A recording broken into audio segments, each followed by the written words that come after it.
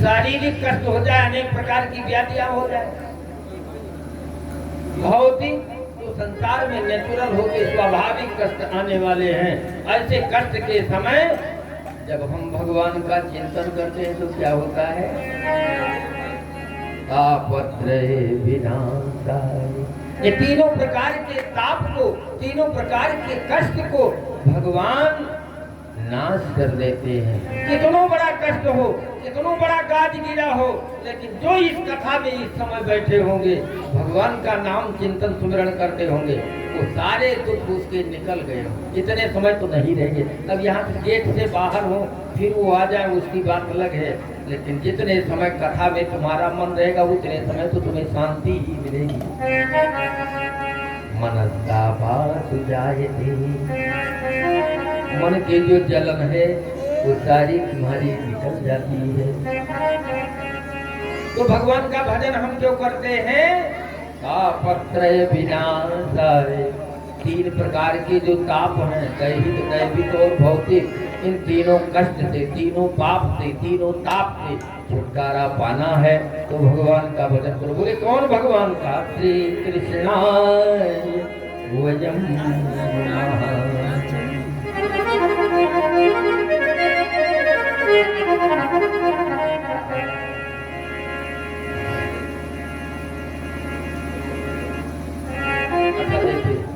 हम लोग ठन ठन गोपाल की पूजा नहीं करते, हम लोग ठन ठन गोपाल की पूजा नहीं करते। शक्ति समेत भगवान की आराधना करते हैं। हम लोग जुगलोपासक हैं, जुगल सरकार की उपासना करते हैं। सीताराम, राधे श्याम, लक्ष्मी नारायण, गौरी शंकर, कोई भी इष्ट, हम जुगलोपासक हैं, शक्ति सहित उपासना करते हैं। अब इसीलिए शक्ति सहित यहाँ भागवतकार ने मंगलाचरण किया है। श्री कृष्णाय वयम्, श्री किसको कहते हैं? बोले श्री राधा महारानी है। श्री राधा कृष्णाभ्याम नमः, श्री कृष्णाय वयम् नमः। अहम नमामि कहते, कह सकते थे नमाम्य हम, अहम नमामि, लेकिन भागवतकार नहीं कहते हैं। ऐसा क्यों? वो हम सारे संसार के परिवार के कल्याण के लिए, संसार के सारे परिवार, सारे जीवों के कल्याण के लिए भागवतकार प्रणाम करते हैं। श्री कृष्णाय वयम् नमः। हम सभी लोग, हम नहीं, एक वचन नहीं है, वयम्, हम सभी लोग। हमारा सनातन धर्म क्या कहता है? विश्व का कल्याण हो। क्या हो? बोल सकते हैं आप लोग? हाँ? विश्व का, विश्व का, विश्व का सत्य सनातन धर्म की डिस्टर्ब पे नहीं चालू तो है का बाइक सब चेक कर लो। आम तो चल जाएगा, लेकिन काम नहीं चल पाएगा।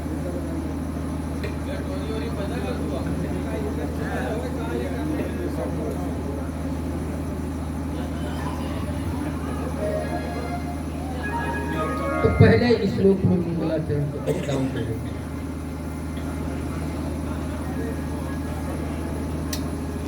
ये तरीका बोल कर सकते तो आदि बोल बहिष्कार ही ना बोल भैया, आपका बाहर आवाज नहीं जा रहा, कुछ सही नहीं, ठीक हमारा सिस्टम सही कर लिया तो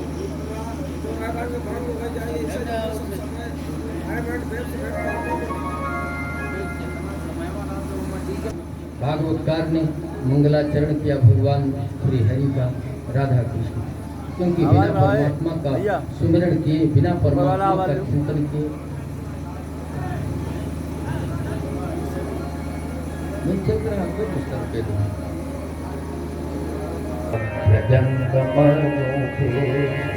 समपेत कृत्यं द्वैपायनो विदर्भ का कर आदुहा।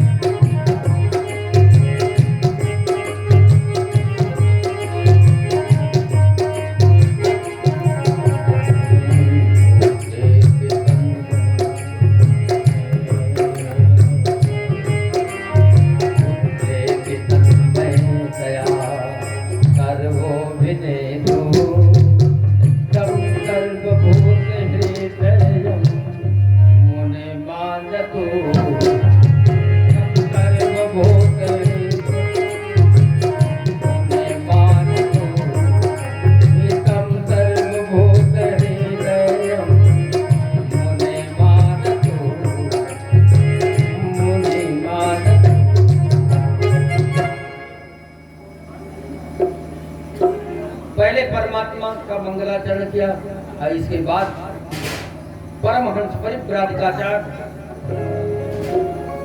भागवताचार्य श्री सुखदेव जी महाराज का मंगलाचरण करते हैं।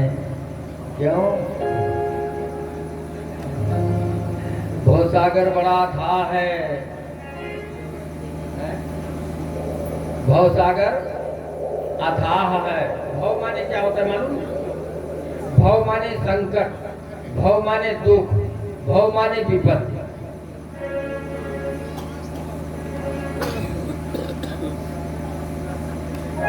चाहे इस संसार को संसार सागर कहो, चाहे दुख सागर कहो, चाहे भव सागर हो, लेकिन यदि भव सागर से पार जाना है तो सदगुरु के शरण में आना होगा, और कोई रास्ता नहीं है दुनिया में। है गुरु विपद विदारण हार है। दुनिया के लोग तुम्हारी धन ले लेंगे, संपत्ति ले लेंगे, हवेली ले लेंगे, खेती बाड़ी ले लेंगे, रोजगार ले लेंगे, पेंशन ले लेंगे और तुम्हारा जीवन भी ले लेंगे, लेकिन विपत्ति नहीं लेंगे। विपत्ति में सब लात मार देते हैं। पत्नी तुम्हें कब तक क्या करती है? जब तक टनाटन हो। बेटा कब तक क्या करता है? जब तक पेट गर्म हो। व्यवहारी तुम्हारे पास कब तक आते हैं? जब तक तुम्हारा कोई स्वार्थ हो। अब बाकी कोई साथ देने वाला नहीं है। सब कोई सब ले लेते हैं, लेकिन किसी से कहो कि हम अपनी जगह हमें जेल में भेज दीजिए, तुम जेल मत जाओ, जाएगा कोई? तैयार होगा? फांसी पर चढ़ने के लिए क्या कोई दूसरा तैयार होगा? लेकिन गुरु और भगवान कितना दयालु है। तुम्हारे जन्म जन्मांतर के, कल्प कल्पांतर के सारे पापों को अपने ऊपर सर बोझ बना करके तुम्हारा उद्धार कर। भगवान को कोई क्या देता है? सदगुरु को कोई क्या देता है? जो ध्यावे फल पावे, दुख बिन से मन का, हरि दुख बिन से मन का, दुख संपत्ति घर आवे, दुख संपत्ति घर आवे, ऐसे मिटे संता ओम जय गुरुदेव।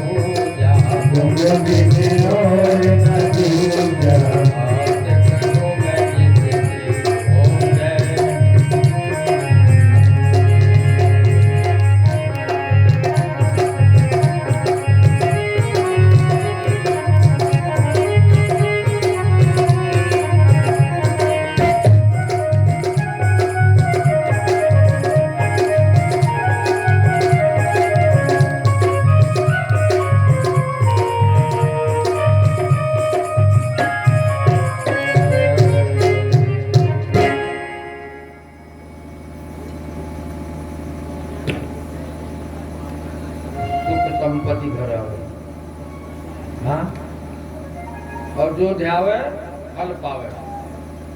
कटका वाला नहीं, फल पावे। जो ध्यावे फल पावे, दुख बिन से मन का, और सुख संपत्ति घर आवे। कष्ट मिटे तन का, माने नेक नेक गुप्त तीत हो। जौन संकट हो तो आप ले लो, और जौन सुख हो तो न हो। क्या जीव का स्वभाव है विचार? और भगवान कितना उदार है, हमारी बात को सुन लेता है, मेरे सारे संकट को अपने ऊपर झेलने लगता है और मुझे सुख समृद्धि से युक्त कर देता है। ये गुरुदेव की उदारता है। बिन गुरु भवन निधि तरहि न कोई,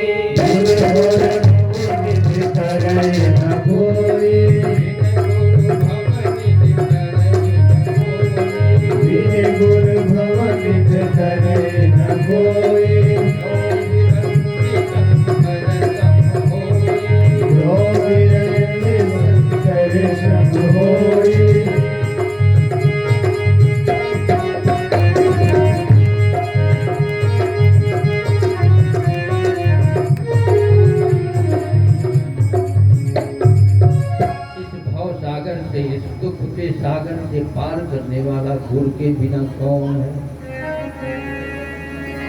अच्छा, गुरु माने क्या होता है? गो माने अंधकार और रू माने प्रकाश। अंधकार से प्रकाश की तरफ, अंधेरे से उजाले की तरफ ले जाने वाले का नाम गुरु। अब गुरु कहो चाहे गुरु कहो, गुरु माने भारी और गुरु माने भारी। बात तो एक है ना, गुरु माने भी भारी होता, गुरु माने भी भारी होता। वजन जो हो उसके सामने हल्के सारे वस्तु हो, उसी का नाम तो गुरु है। और सबसे ज्यादा गुरु कौन है? परमात्मा है। सबसे ज्यादा गुरु कौन है? गुरु है। और बाकी जगत सब हल्के हैं, तिनका के समान है। गुरु की शरण में जाने के बाद 3 लोग 14 भुवन का पाप तुम्हारा जलकर साफ हो जाता, तिनका के बराबर नहीं जाता। अरे कुछ नहीं बिगड़ेगा तेरा गुरु शरण आने के बाद। कुछ नहीं बिगड़ेगा तेरा गुरु शरण आने के बाद।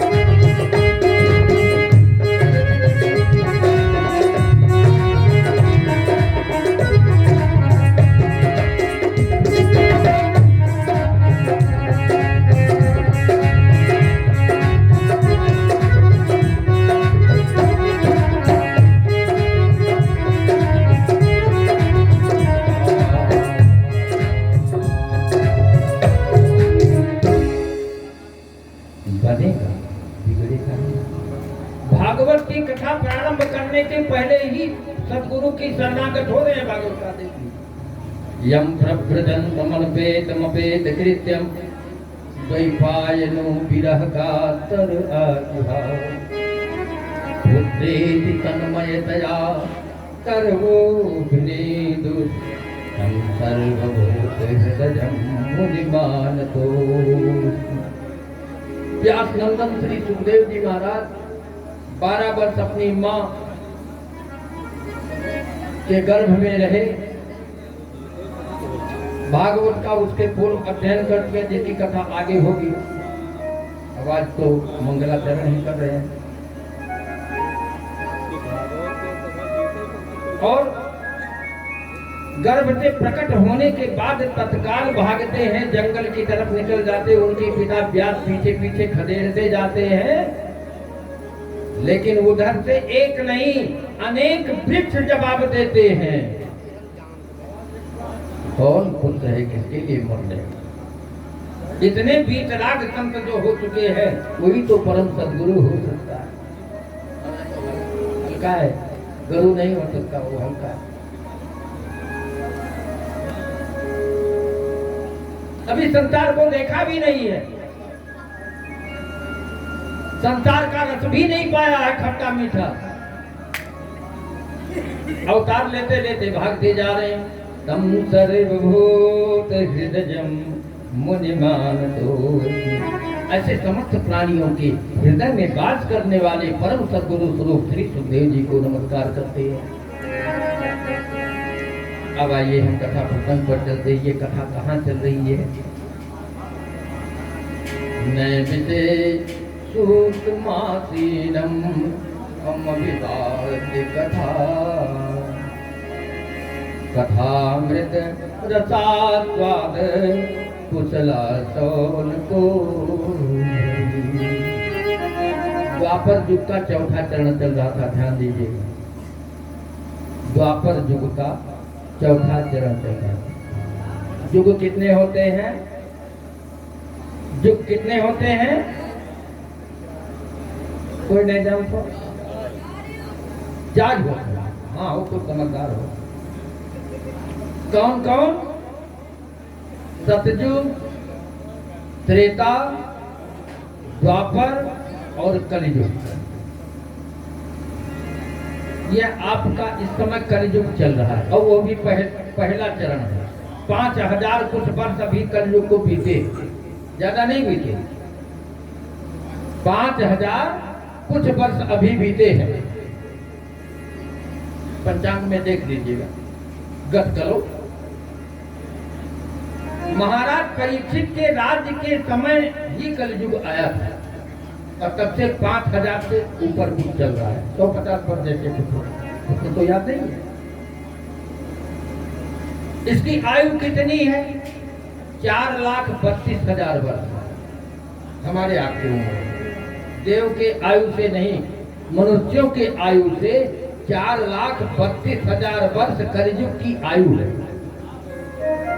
8,64,000 वर्ष आयु द्वापर का है और उसका दूना त्रेता का, और तब उसका दूना सतयुग का होता है। सारे युग निपट चुके, द्वापर भी निपट चुका था। द्वापर का चौथा चरण है। भगवान श्री कृष्ण का अवतार भी हो चुका था। चौथे चरण में ही तो कृष्ण अवतार हुआ।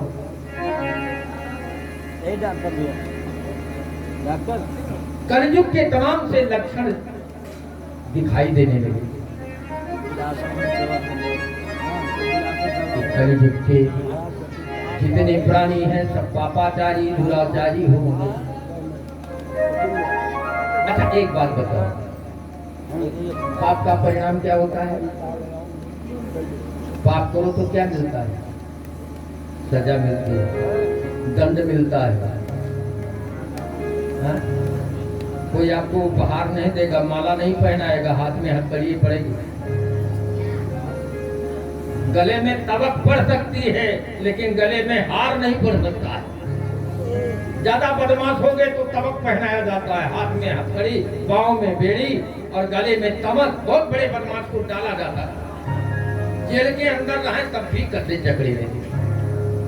क्या मिलता है पाप का फल? दंड मिलता है, सजा मिलता है। और कलियुग आ रहा है। सारे महात्माओं को चिंता हुई। बेचारे ब्रह्मा जी के पास गए दौड़े। ब्रह्मा जी ने कहा, क्यों महाराज, कभी महात्मा कैसे आए? बोले महाराज, अब कलियुग आने वाला है। अब कलियुग में बड़े बड़े पापी होंगे। पाप का परिणाम दंड भुगतना पड़ता है, क्योंकि पापो दंडेन शुद्धति। पाप केवल दंड के द्वारा ही शुद्ध हो सकता है, उसका और कोई उपाय नहीं।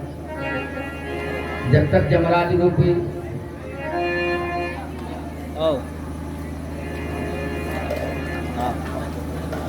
यमराज के घाट पर पीछे नहीं जाओगे खूब पाटा के ऊपर पटक पटक करके, तब तक तुम्हारा ये पाप नहीं धुलेगा।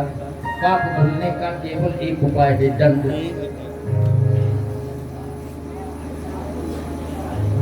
दंड भोगे बिना फुर्सत नहीं है। एक बात और जानिए, चाहे पाप कर्म करोगे तो भी भोगना पड़ेगा, अब पुण्य करोगे तो वो भी भोगना पड़ेगा। पाप से भी नरक होता है और पुण्य करने से भी नरक नहीं होता। पुण्य करने से क्या नरक नहीं होता है? पुण्य का फल मुझे बाद में मिलेगा, लेकिन 9 महीना जो जेल खाना है तो पहले मिलेगा। मलमूत्र, मज्जा, वसा, पिस्ता, अनेक प्रकार की दुर्गंधी पेट में भरी हुई है माँ के उदर में, गर्भ में, और उसमें 9 महीने तक चुरना पड़ेगा। उससे तो वंचित नहीं रहोगे। चाहे एक दरिद्र का लड़का हो, चाहे एक राष्ट्रपति का लड़का हो, गर्भ तो गर्भ होता है। कि राजकाज तो संपत्ति सुख तो बाद में मिलेगी, लेकिन 9 महीना वाला वो जेल खाना जरूर मिलेगा। वो क्यों मिला? बोले पुण्य किया था उससे मिला। पुण्य से भी सजा भोगनी पड़ती है। क्यों? पुण्य कीजिए, लेकिन पुण्य का फल भगवान के चरणों में अर्पित कीजिए। पुण्य कर्म करने जाओ, तीर्थ कर्म करने जाओ, यदि भगवान के पास संसारी वस्तु रखोगे, गुरु के पास बैठो, संत के पास बैठो, तीर्थ में जाओ, तो संसारी भावना लेकर मत जाओ। तमाम लोगों को देखते हैं, बेटा का विवाह हुआ, बहू घर में आए गए हैं, जगन्नाथ जी गए हैं, दर्शन करे हैं भगवान। अब लौट हम जाए तो पतोहिया हमरे खुद दिखाई दे। अब ये जाए तोड़े थाने मुड़न कराई। अरे भाई, ये बेटा बेटी धन संपत्ति भगवान की देन नहीं है। ध्यान दीजिए, ये तुम्हारे पाप और पुण्य का फल है। पुण्य किया है, किसी का कुछ खाए पिए हो, कर्जदार हो, तो तुमसे वसूलने के लिए तो आए। तुम मांगो तो ये, ना मांगो तो। भगवान के पास जाओ तो केवल भगवान को मांगो, और भगवान सब देखता है तुम्हारे पास क्या है क्या नहीं है। तुम्हारे लायक जो होगा वो तुम्हारी व्यवस्था करता रहेगा। उससे रिक्वेस्ट केवल उसके चरणों की भक्ति के लिए करो, और दूसरी बात मत करो। तो व्यक्ति पाप करता है तो सजा तो भोगता ही है। दरिद्र होता, शरीर से रोगी होता, और गर्भ में भी आता है। लेकिन जो पुण्यात्मा है, कोई रोग नहीं, कोई दरिद्रता नहीं, बड़े राष्ट्रपति और बड़े बड़े महाराजा के खानदान में जन्म ले लिया है, फिर भी है तो नरक ही। एक व्यक्ति ने हमसे प्रश्न कर दिया,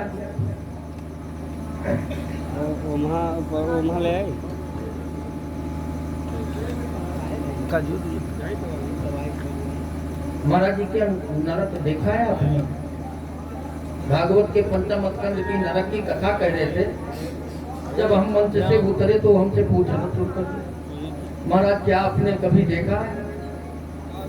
जितना नरक का वर्णन कर रहे हो, इतने योजन की दूरी पर ये नरक है, इतने योजन पर ये नरक है, ये पीप का नरक है, ये खून का नरक है, ये मूत्र का नरक है, ये मल का नरक है। ये जितना आप वर्णन कर रहे हो, क्या आप देखे हो कि केवल लेखा जोखी की बात कर रहे हो?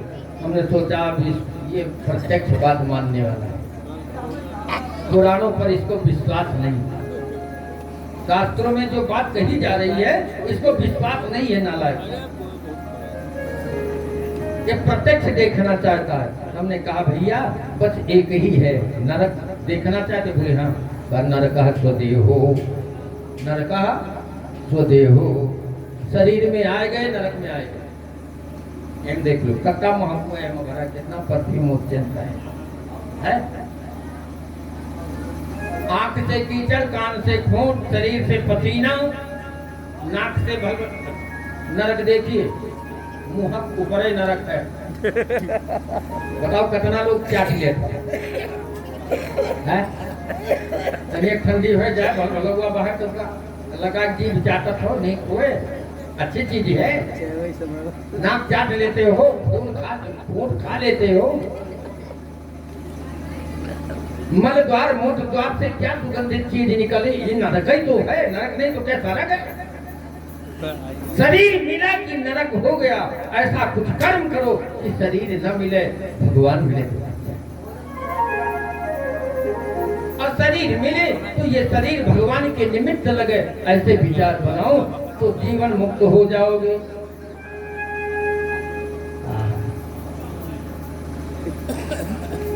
ब्रह्मा जी ने कहा तुम जाओ वहां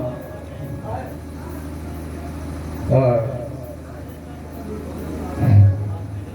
नैमिषारण्य क्षेत्र में, वहां कलयुग का वास नहीं है। या सभी संत महात्मा बैठकर इकट्ठा हो और उसमें अपना विचार बनाओ, भगवान तुम्हारा कल्याण करें। 1 2 4 नहीं, 88,000 महात्मा ने मिसारण में इकट्ठा हुए, और उसमें सबसे ज्यादा वयोवृद्ध थे सौनक जी महाराज। अच्छा, हमारे घर में भी होता है, कोई अच्छा कार्यक्रम, कोई अच्छा प्रोग्राम करना होता है तो घर के बड़े बूढ़े को बैठा देते हैं। यदि घर में कोई अपने बुजुर्ग बूढ़े और बड़े हैं, भागवत की कथा करनी है, यज्ञ करना है, या बेटा बेटी का शादी विवाह है, तेल पूजन करना है, क्या करना है, तो तेल पूजे कर और घरे से पूछे न पूछे उपास करे फिर खतरा देने भूख। लेकिन ये इस भाव से नहीं, उनको सम्मान देते हैं कि हमारे घर में है, ये जो करेंगे वो हम सब लोगों को मिलेगा। घर का कोई बुजुर्ग कोई काम करता है अच्छा, तो उसका फल पूरे परिवार को मिलता है। जब तक अपना जीवन है, पिताजी मौजूद हैं, माताजी मौजूद हैं, ये सब तुम्हारे तीर्थ हैं। जिसने यार जो है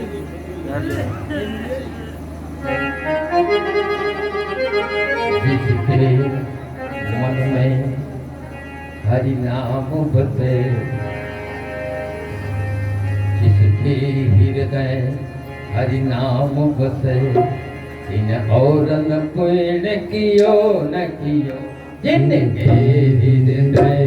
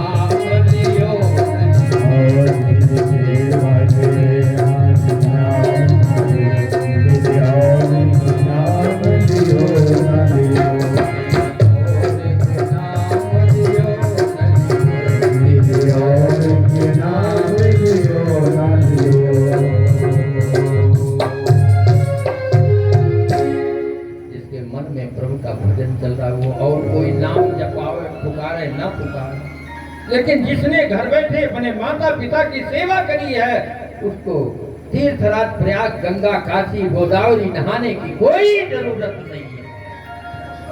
ये नहीं कहते कि नहीं करना चाहिए, करना चाहिए, लेकिन जितना माता पिता से करवाओगे पुण्य सत्कर्म, वो आपके सारे कुल खानदान और पूरे परिवार को उसका लाभ होगा। आप अपने जाओगे तो केवल अकेले लाभ उठाओगे, लेकिन माता पिता वृद्धजन गुरुजन आपके घर के कोई सत्कर्म करते हैं तो उसका सारा परिवार लाभ होगा। सौनक जी सब में वयोवृद्ध थे,